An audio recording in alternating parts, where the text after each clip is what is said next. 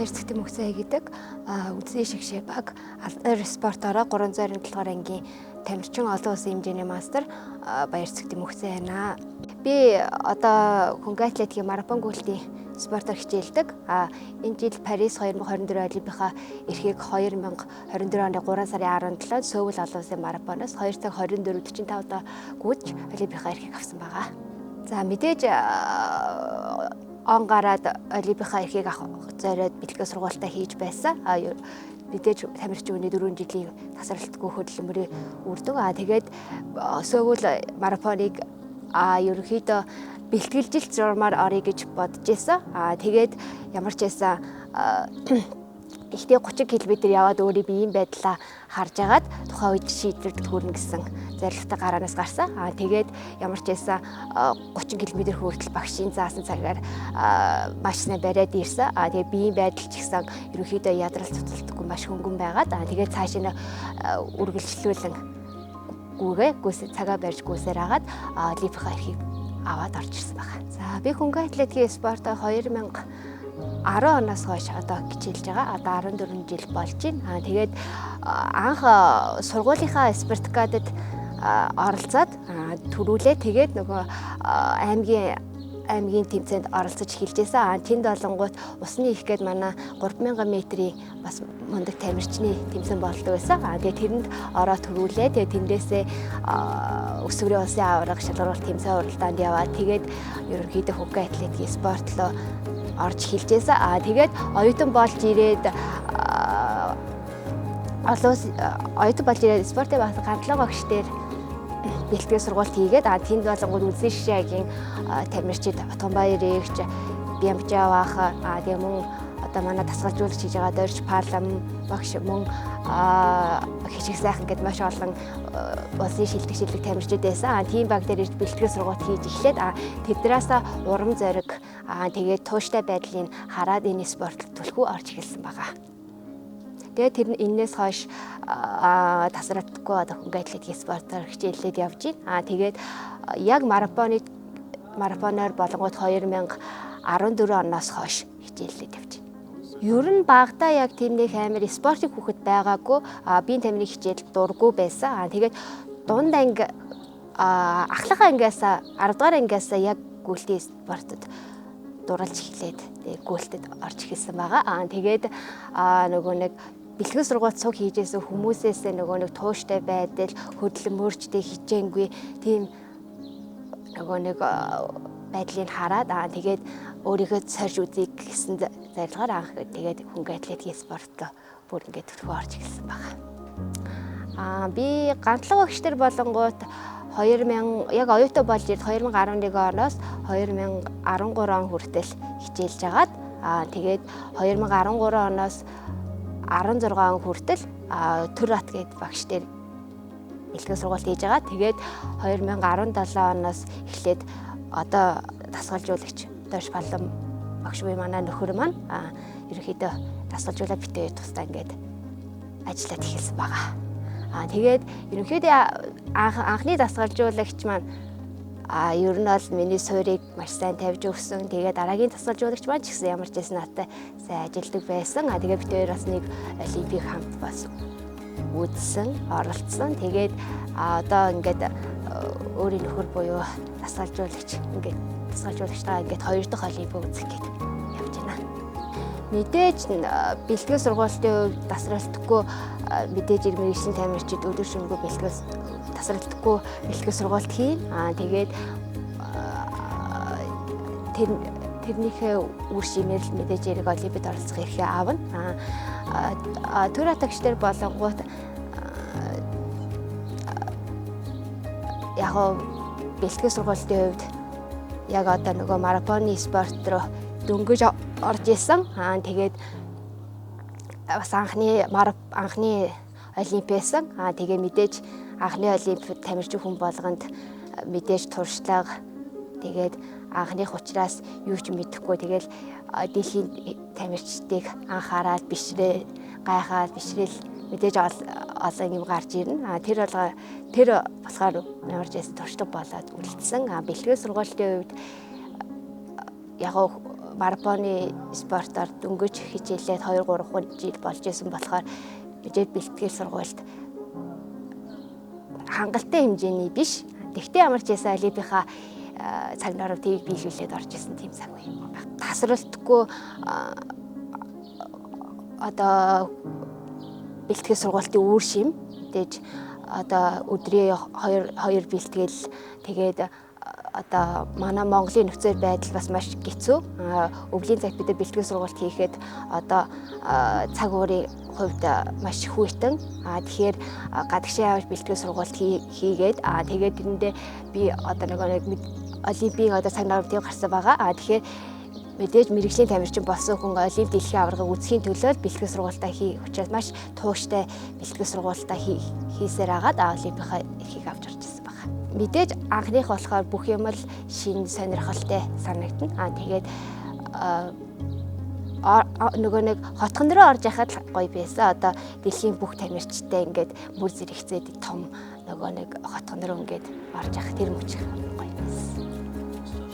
Тийм мэдээж одоо манай Монголын нөхцөд одоо гүйлтийн спорт, марафон гүйлт маань одоо яг хөгжөөд явж байна. Тэгээд яг дутмаг зүйл гэх юм бол маш их байгаа. Одоо ингээд бид нар ингээд олимп дэлхийн аваргад очиход одоо дасгалжуулагч маань ганцхан байгаад идэг. Тэгэхэд ингээд бусад одоо баг улс дээр гэхэд одоо дасгалжуулагч одоо хоол зүйч, сэтгэл зүйч тэгээд одоо нөгөө нэг усны цэг бид нар чинь одоо 42 км гүйхэд 5 км болгон дээр усаа авахд тэнд нөгөө нэг тэрийг хариуцсан багийн гишүүн гэж байх хэвээр. Тэгэхээр тэр багийн гишүүд нь ингээд тусдаа бараг нэг одоо 2-3 тамирчин дээр гэхэд 5-6 хүн ингээд ажиллах хэмжээний байхад одоо манайх ингээд одоо олимп дэлхийн аваргад одоо сүүлийн 2-3 гэлтгүй ер нь байнга л 1-2 дасгалжуулагчтай явдаг. Энэ тал дээр маш дутмаг байгаад байгаа. Тэгэхээр нөгөө нэг одоо хүн хүч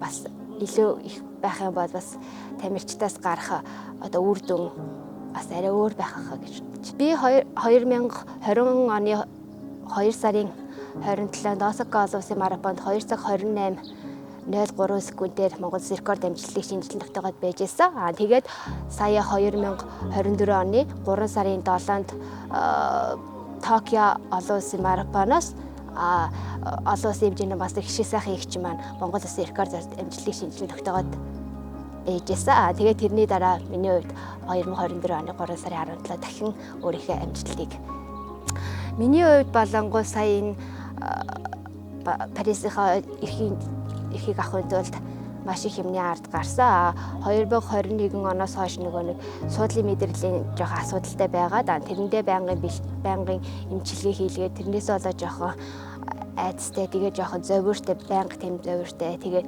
байнгын эмчилгээтэй байсан. Тэгээд тэрийг 23 оны 10-11 сард маш сайн эмчилгээ хийлгээд тэгээд бэлтгэл сургуультаа оруулж аваад тэгээд олимпийнхаа эрхийг авсан тэр мөч хамгийн гоё байсан. Тэгээд басгаар энэ дээр хамгийн түрхээ ажилласан зүйл маань гэхээр хүчний бэлтгэлээ маш сайн хийсэн. Надад одоо яг хамгийн их дутагдаад байсан зүйл маань болохоор нөгөө нэг надад басгаар төсвөр хатуужилсан болохоор байгаад байсан. Хамгийн дутмагтай зүйл нь гэхээр хүч дутагдаад байсан. Тэрэн дээр манай засгалжуулагч маань аягүй сайн ажиллаад бид хоёр одоо нөгөө нэг бэлтгэлийн дараа байн одоо өөрчлөлтүүд их оруулсны үр дүн дээр энэ амжилт маань дахин шинжлэгдээд гарсан. 2019 оны Дохогийн дэлхийн аварга байсан. Дохогийн дэлхийн аварга болохоор маш халуун уралдаан шөнө дунд болж байхад нэмэх 35 градусаас дээшээ тийм халуун байсан. Тэрэн дээр болонгууд марафоны одоо хамгийн шилдэг Кени, Этиопийн тамирчид тэгээ мөн маш олон улсын тамирчид замаас гараад зарим нь ингээд эмнэлгийн машинаар ачигдаад ингээд явжсэн. Тэр мөч хамгийн хэцүү мөч байсан. Миний хувьд болонгот гүрээсээр байгаа замаа дуусгаж байсан. Тэр тэмцээл хамгийн хэцүү, хамгийн шалгуур шаардж байсан тэмцээл. Биесээ маш их нөгөө нэг ирч хүч, энерги тэгээд маш их хөлс алдаад нөгөө ингээд амар их нөгөө сулдсан тийм байдалд орсон. Тэгээд тэрнээс хойш сар гарan бараг 2 сарын дараа бэлтгэл сургалтад орж ирсэн. Тэр үед маш их хөлс алдаад маш их цуцж ирсэн болохоор тэрнээс тэр үйл байсан да. 2014 оны хамгийн анхны марафон буюу Хонконгийн марафонд нөхөртөөгөө оролцохдоо бид нөгөө нэг цалингийн зээл аваад тэгээд Хятадд очиж бэлтгэл сургалт хийж агаад тэгээд нөгөө нэг анхныхаа марафонд оролцоод тэгээд тэгж анх гараагаа эхэлжсэн. Тэр үед одоогот бит хоёрын зорилго ерөөсөө маш сайн цаг гаргаад үндэсний шишээгийн тамирчин болох тийм зорилго тавьжсэн. Тэгэх юм бол бит хоёр дахиж ингэж зээл аваад ингэж зоохгүй өөрсдөө хүссэн ингээ бэлтгэл сургалт хийгээд явж байгаа. Ингээ тэр үед маш зоригтой хоёулаа шийдвэр гаргаж явж байсан.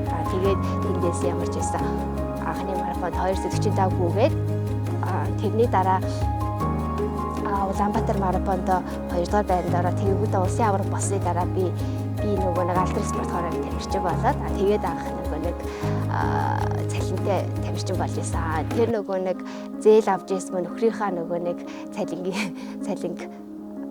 цалингаас зээл авч тэгэж бэлтгэл сургууль тасралтгүй өвлийн бэлтгэл хийж тэр хэмжээнд хүрчихсэн байна. 21 оны нөгөө суудлын мэдрэл ингээ өвддөг. Тэр үйл хамгийн хэцүү байсан да. Тэрнээс хойш одоо тасралтгүй 2-3 жил ингээ нөгөө нэг байнгын имчилгээ хийлгээл нөгөө яг гээд зорьсон тэмцээнүүд одоо жилд одоо миний хувьд л нэг 3 юм уу 4 тэмцээн одоо нөгөө нэг зоод чухал тэмцээнд оролцох нөгөө төлөвлөгөө гаргадаг байхад нөгөө би болонгот сүүлийн одоо 2-3 жилд нэг ганц чухал тэмцээнд 2 л чухал тэмцээнд орсон болохоор тэр үед л айгүй хэцүү байсан. Нөгөө нэг яг бэлтгэл ингээд хийнгүүт яг тэр хэс ингээд зовирлаад гүөхөд амир хэцүү. Тэгээд нөгөө яг багшаа өгсөн бэлтгэл сургалтыг нөгөө нэг цаг норм твээр авч чадахгүй. Тэгээд тэр тэгж байгаа үйл амир хэцүү байдаг. Яахаар нөгөө нэг яг өөрөө зорьсон юмыг биелүүлж чадахгүй болохоор айгүй нөгөө нэг зорилго тэгээд нөгөө нэг бас нөгөө нэг өөрөө нөгөө үндэсний ширхшээ баг улсынхаа нэр хүндээ гаргаад явж байгаа тамирчин болохоор нөгөө нэг яг өөрийнхөө нөгөө нэг чухал нөгөө нэг юм хийж чадахгүй болохоор тэр үйл хамгийн хэцүү байдаг. Мэдээж тамирчин хүн болгоны мөрөөдөл олимп дэлхийн аварга тэгээ улс их орныхоо нэрийг дэлхийд гаргах тэгээ мэдээж бас намайг өдөө энэ зэрэгт хүрэхэд ард минь байнга асаалтай байдаг гэр бүл маань хүүхэд маань энэ бүгдийнхээ төлөө би зогсолтгүй хөдөлмөрлөх хэрэгтэй. Тэгэхээр энэ маань миний зорилго. Мэдээж улс их орныхоо нэрийг дэлхийн хэмжээнд гаргах тэгээ мэдээж хүүхдийнхээ төлөө гэр бүлийнхээ төлөө зогсолтгүй хөдөлмөрлөн амжилт гаргана. Тэр л миний хамгийн сайхан үе байх байна. Мэдээж үндэсний шгшээ багаас одоо жилийн төлөвлөлтөнд заасан тэмцээн уралдааны зардал мөнгө даана. Тэгээд яг ингээд нөгөө төлөвлөгөөнд ороогүй тэмцээн уралдаан цугларалт дээр ялцчгүй тамирчин хүн өөрийнхөө одоо байгууллага одоо би чинь төсөд хүчний тамирчин төсөд хүчнийхаа цалингаар тэгээд үндэсний шгшээгээс авж байгаас давхар цалингаараа болгож тэмцээн уралдаандаа явдаг байгаа. Тэгээ янз бүрийн одоо клуб тийм юмнаас дэмжлэл тусалцал авах боломж байхгүй. Хөнгө атлетик спорт маань дөнгөж хүмүүс танигдаад ер нь бол одоо арай л дээр болсон дөнгөж хөгжөөд явж байна. Тэгэхээр хүмүүс бас ойлгох тал нь жоохон тааруу байдаг. Гэхдээ бид нэр энэ спортыг хөгжүүлэхийн төлөө хүмүүс таниулахын төлөө хөдөлмөрлөө зүтгээд явж байгаа тамирчид. Одоо манай Монголд одоо спортын одоо баазтай болох юм одоо нэг өвөл бид нар чинь одоо ингээд бэлтгэл сургалт хийх гэхээр одоо манай Монголын нөхцөлч хасах 20 градусаас дээшээ гарчлаг. Тэгэхээр нөгөө гадаа гүйлт хийх боломж ерөөсөө байхгүй. Тэгэхээр нөгөө нэг том нөгөө нэг спортын баазтай дотор нөгөө нэг гүйлтийн талбайтай болчвол бид ингээд гадагшаа бэлтгэл сургалт хийж явах шаардлагагүй болчихно. Тэгээд мөн мэдээж тодорхой хэмжээний бас нөгөө одоо тэмцээн уралдаан одоо дотоодын одоо тэмцээн уралдааныг бас сайн хөгжүүлээд өгөх юм бол бид нар бас давхар нөгөө нэг гараатай тэмцээн уралдааны гараатай болчихно. Нөгөө олон улсад танигдсан марафонтэй болчих юм бол бас тэр нь бас манай марафоны спортод бас их нөлөө үзүүлэх байхаа гэж бодож байна. Одоо Япон гэхэд л одоо нөгөө нэг марафон гүйлтээр одоо дэлхийд бас нэлээд дээгүүр орж байна. Аазтай болно ярихдаг. Тэгээд японочууд болохоор нөгөө нэг одоо тамирчтай болонгууд одоо том компаниуд одоо буюу одоо Toyota, одоо Samsung гэл том компаниуд нь тамирчтай ивент итгээд цалинжуулаад ингээд бүх юмар ингээ хангацдаг. Тэгэхээр тэр тамирчин зөвхөн л бэлтгэл сургалт бэлтгэл сургалтаа тасалбаргүй хийх үүрэгтэй. Ямар нэг юм санаа зовох шаардлага ерөөсөө байхгүй. Тэгэхээр нөгөө нэг хангамжийн сайжруулаад өгөх юм бол ямар ч спортын тамирчид энэс илүү амжилт гаргана гэдэгт. Одоо манай монголчууд ингэдэж штэ хүүхдүүдээ нөгөө нэг хөнгөн атлетик гүйцэтгэх спортод оруулъя гэхээр ер нь бол ихэнх хувийн татгалздаг. Чи гүүгээд яхаа гүүгээд одоо хоолоо олж идэх юм уу ямар ч амжилт гаргахгүй тийм спортоор хичээл яаж яхаа тэрийнхээ оронд одоо жуудаар очоор гэдэг юм уу одоо бокс руу орж гэдэг юм уу одоо их спортууд эдэн штэ тэрнгээр хүүхдүүдэд хичээлүүлэх гэдэг. Ер нь бол бүх спортын суурь нь мэдээж эрэг хөнгөн атлетик. Тэгэхээр хүүхдүүдээ хөнгөн атлетикийн спортоор хичээллүүлээд тэрнийхээ тууштай явуулаад үзээрэй гэж хүмүүст хэлмээр байна. Тэгэх юм бол одоо тэр спортоос илүү хөгжих боломжтой гэж боддог. Мэдээж тамирчин хүний энэ хүртэл амжилт гаргахад ардталт нь байнгын байдаг хүмүүс бол мэдээж одоо үндэсний шгшээ баг алдар спортороо төсөв хүчний 327-аар ингээ хамт олон мөн Elite Mongolia Rance клубын хамт олондоо мөн баг байнга бэлтгэл сургалтын дээр төсөлдөг баг хамт олондоо тэгээд гэр бүлийнхэндээ мөн хамаатан садан найз нөхөд энэ бүлтийг ойлгодог бүх хүмүүстээ маш их баярлалаа. Итгэлийн алдахгүй олимпиад амжилттай оролцоод ирнэ гэж хэлмээр байна. Мөн биднийг бас байнга дэмждэг үндэсний олимпийн хорооныхоо хамт олон та бүхэндээ маш их баярлалаа гэж хэлье. Ер нь бол нөгөө 7 хоногийн хамгийн хүнд бэлтгэл бүтэнсэ өдөр байдаг. Тэгэхээр нөгөө бүтэнсэ өдөр хамгийн хоолын бэлтгэл ерөөхдөө дандаа ийм хоол замаар авч байгаа. Тий. Түрүү 7 хоногт болонгууд нөгөө ийшээ одоо ингээд баг хангаан зам байгаа зү хоолтын даваа тэр хүртэл эндээсээ гараад хоолтын даваа хүртэл гүйтгэл 30 км гүйс. Энэ 7 хоног 35 төв аймагаас гадна.